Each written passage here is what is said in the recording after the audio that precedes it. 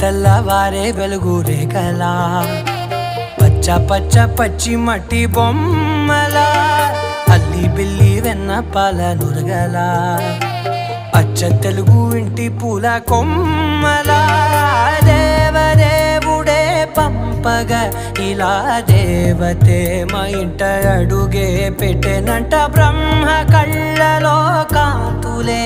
మా అమ్మలా మా కోసం మళ్ళీ లాలి పాడేనంట.